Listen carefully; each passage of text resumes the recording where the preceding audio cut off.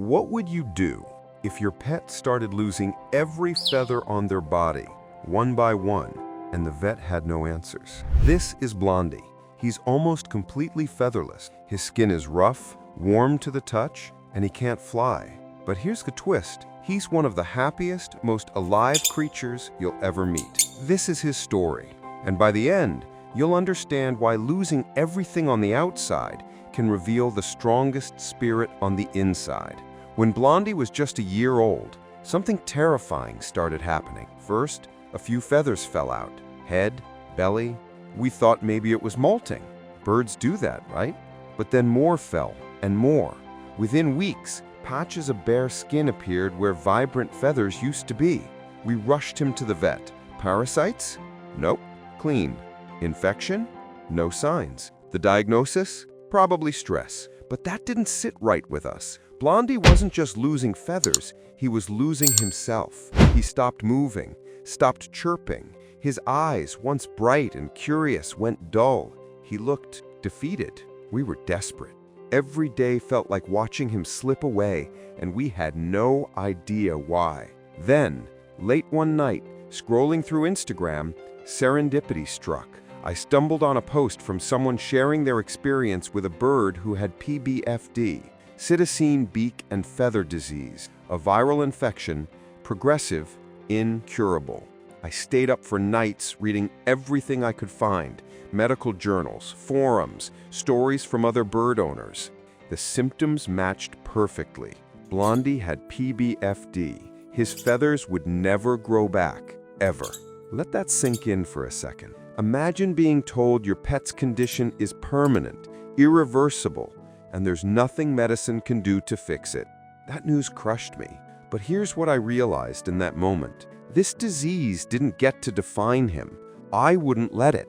Because even though Blondie couldn't fly, even though he looked fragile and broken on the outside, I knew something important. His spirit wasn't gone. Not yet. Now, you might be thinking, what can you even do for a bird who can't fly? Watch what happened next. Blondie was vulnerable. He barely moved. He didn't explore. He just existed. So I started small. I held him like a baby and showed him the world again. Literally, I carried him around the house, let him see new spaces, new angles, new possibilities. I set up low clay areas with soft mats and safe steps, no high perches, no pressure to fly, just room to move, explore, and be curious again. And guess what? He responded. He started running, hopping, climbing.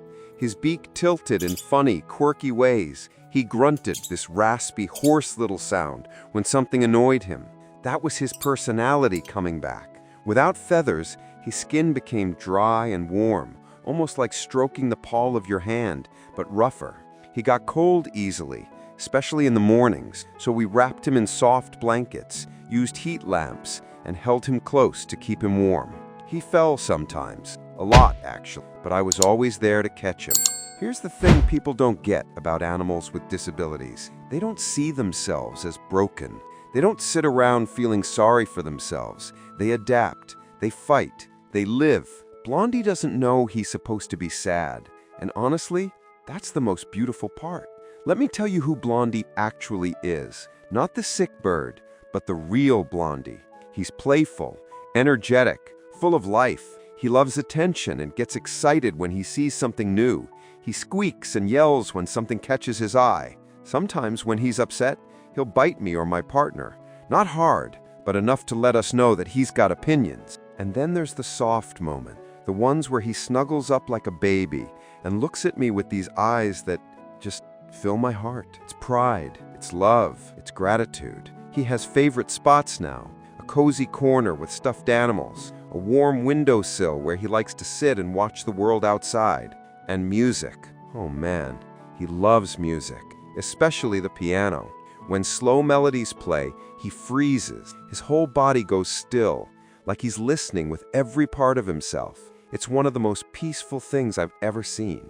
Blondie can't fly, but that doesn't mean he isn't free. Here's what Blondie taught me, and what I hope you take away from this story. Your body doesn't define your spirit. Blondie lost his feathers. He lost his ability to fly, But he didn't lose his curiosity, his joy, or his will to live. Every single day, he chooses to explore, to play, to be alive, even when his body makes it harder. That's not weakness, that's strength. We live in a world obsessed with appearances, with perfection, with being normal. But Blondie is living proof that normal is overrated. What matters is resilience, adaptability, heart. If a tiny featherless bird can wake up every day and choose happiness despite everything stacked against him, what's stopping us? Think about that for a second. Blondie's story isn't over. Every day he teaches me something new about courage, about love, about refusing to give up. If his story moved you, if it made you smile, think, or feel something, hit that like button and subscribe. We've got more stories like this, and I don't want you to miss them.